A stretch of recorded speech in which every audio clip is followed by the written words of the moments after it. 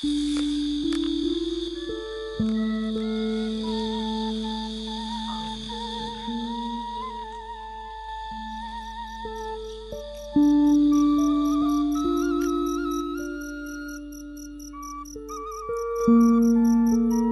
tanyakan dulu nama lengkapnya siapa? Pak Edi siapa? Pak Edi Sulistiawan. Pak Edi Sulistiawan. Kalau asli mana?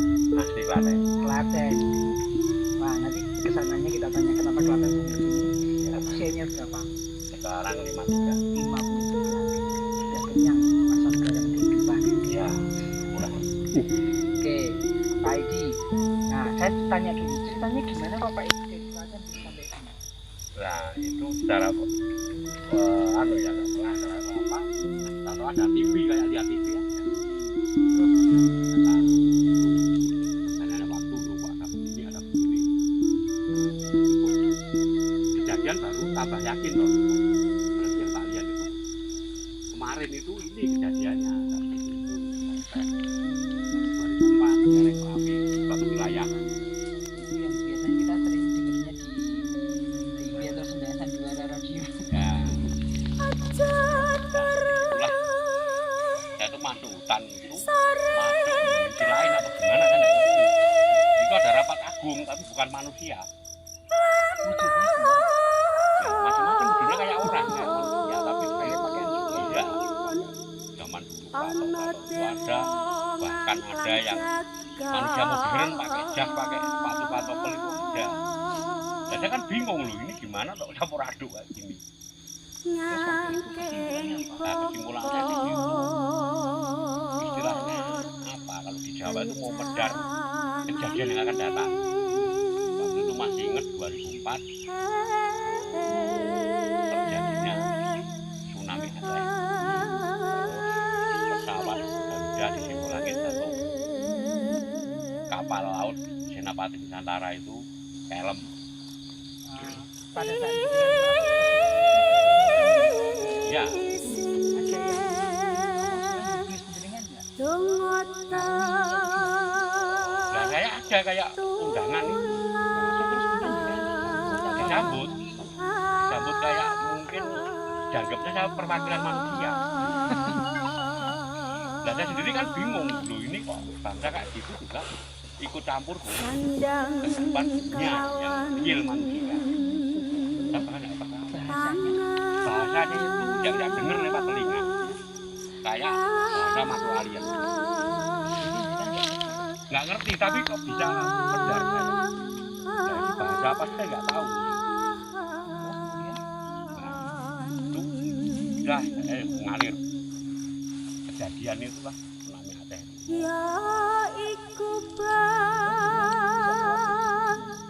Ya keluar aja kan saya rapat itu diantar pulang ini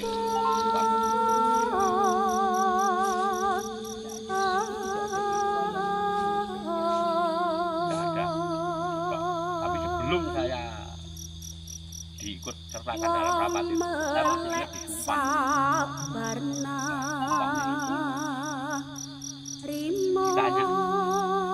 pertanyaan itu bahasa Jawa. Gue jadi mau mati kalau mau urip pilih di. Dan saya kan juga nanya loh, korelasinya apa dengan saya? Saya ini siapa? Saya dibagi beliau-beliaunya itu saya juga tidak ngerti siapa. Katanya saya habis didadar dari laut Kidul. Saya kan tidak ngerti. Karena saya nggak tahu. Ya kamu nggak tahu, tapi saya tahu kamu. Saya tak libatin. Jadi ya, sumpahnya itu kan saya ditanya, dicatat bahkan disaksikan ke para katanya wali atau apalah. Ditanya itulah jawaban jenengan waktu itu apa? Saya pakai logika juga waktu itu. Kalau itu tak jawab mati itu kalau dijawab bisa jawab belum. Mati ngati itu bisa. Ya toh, nek urip apa nih? Karena banyak manusia itu hidup. Saya jawab, saya pilih jadi wong urip rohaniku. Rohani ki opo? Dia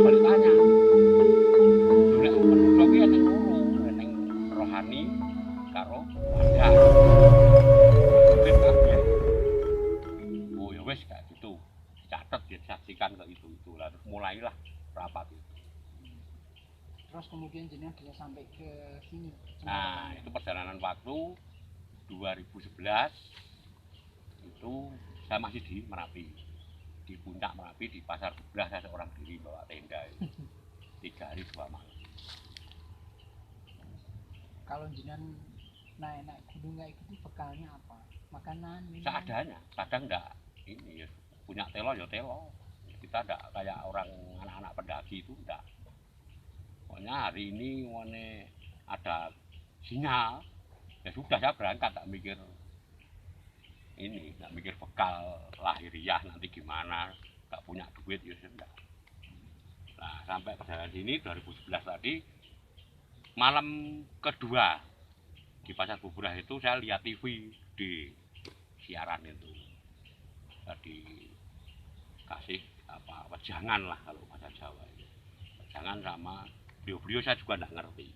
Tapi yang masih saya ingat salah satunya itu yang saya kan tanya, "Lho kowe sapa, Mbah?" Gitu. Dia jawab, "Aku kuwi jenenge Palopo, Palapa kuwi dhisik." Nah, nyritake lah versi waktu zaman keraton atau kerajaan Majapahit. Majapahit itu sumpah dulu sing nyekseni saya kuwi njaluk kekuatan karo sing gawe urip Gusti Allah kuwi sing nyekseni aku le, mula jenenge sumpahe kuwi. Gue jenengku lah perjalanan itu tadi. Nah, sekitar jam 3-an wong saya nggak tidur. Jam 3 jam mau sebelum subuh siaran TV itu mau tutup. Mau habis. Layar sudah tutup separuh itu ada yang nongol lagi. Yang ngakunya itu Eyang Ismoyo Jati. Gue ning nggon aku le. Titip anak putuku bener ana. Sesuk bakale Cemara Kandang kuwi kumandang Gunung Solo Ngaliyo. Gunung Lawu mercusuar dunia. Itu TV-nya mati. Loh, saya kan bingung. Iki mau sapa terus ngopo kok ngasih clue kayak gitu.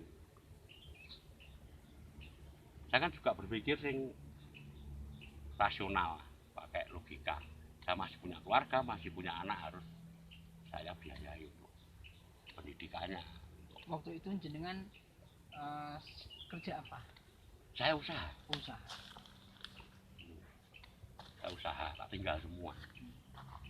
Terus kemudian sampai ke sini? Nah, sampai ke sini kan saya juga nggak ada yang kenal. Tapi Gunung Lawu tahu. Nah, akhirnya saya waktu itu beli peralatan naik gunung yang lengkap lah. Ini beli tenda, beli tas, beli apa-apa, perlengkapan. Sudah saya bawa waktu itu uang 400.000 sama beras 10 liter kalau salah. Saya masuk hutan di Cemara Kandang ini. Itu saya mendirikan tenda di bawah pohon dan nyari-nyari yang sekiranya jauh dari orang, bukan di perlintasan pendakian. Nah, di situ saya masuk, waktu itu saya masih ingat harinya Rebu Wage. Saya juga pakai logika, tak target. Wong itu nek dikatakan petunjuk tak jelas secara logika. Akhirnya tak target, saya paling enggak 38 lah, nek wong Jawa wis 38 tak tutup ngaku muncak. Nah, selesai itu saya muncak ke Lawu. Di situ ternyata ada pedaran di Gunung Lawunya sendiri. Yang mungkin ini versi saya.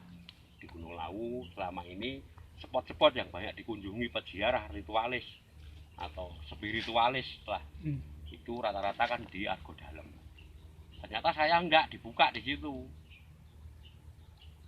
Oh, ternyata di Lawu itu ada 3 puncak utama. Di situ namanya Argo Dumilah, Argo Purusa, dan Argo Tiling.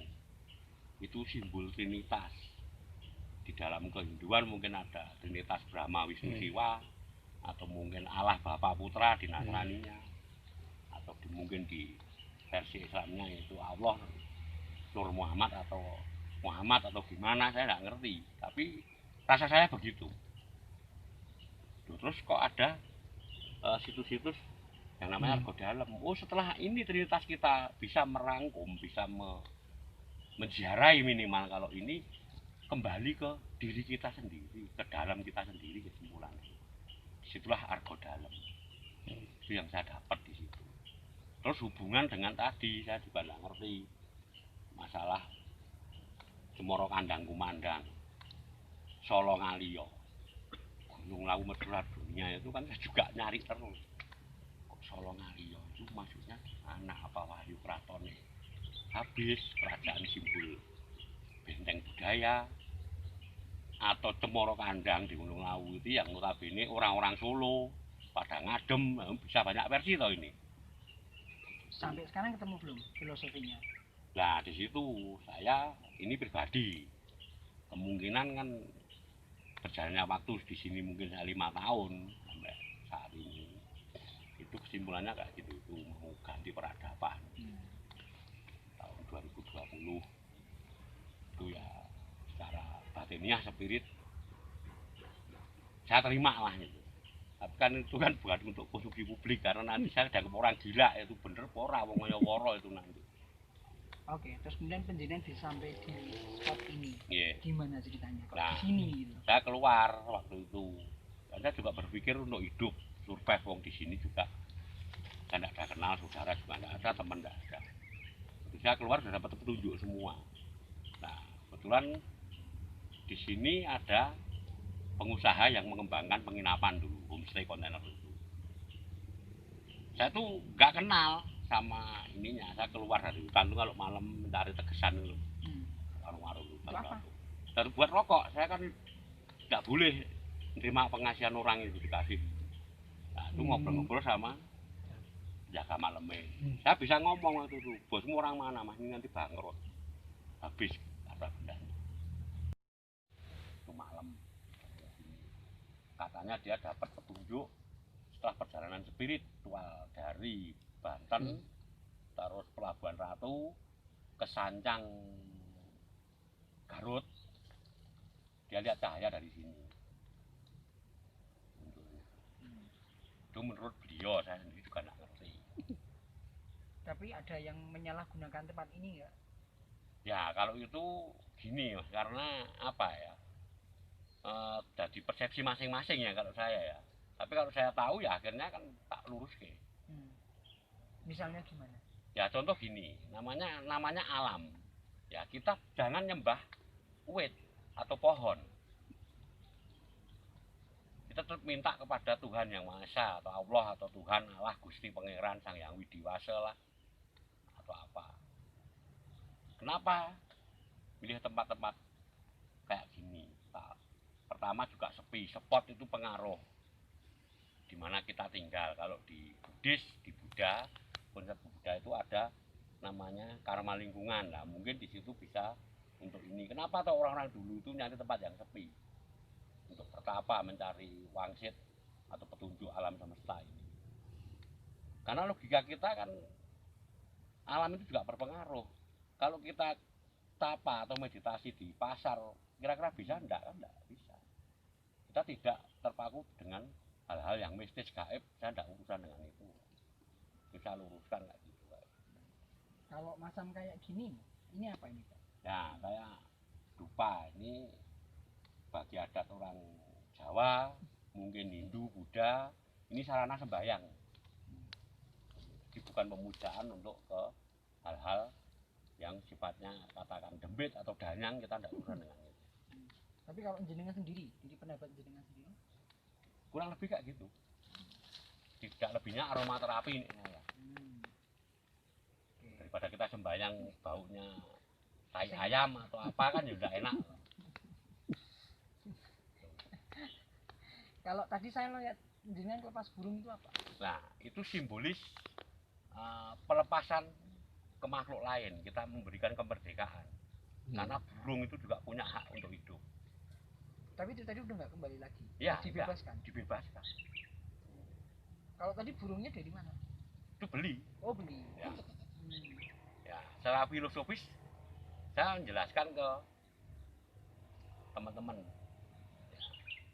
Cara kita menghargai atau menghormati atau menyembah Tuhan, hargailah lewat makhluk lain. Ya apa? Berilah kemerdekaan makhluk lain itulah. Kamu beli, kamu ini. Kalau mungkin ada di Islam ada apa hari kurban atau apalah. secara esensi kalau saya memaknai korban itu juga tindakannya mungkin membunuh. Tapi kan kenapa disandingkan dengan doa, dengan ini? Kalau di Jawa itu ada filosofi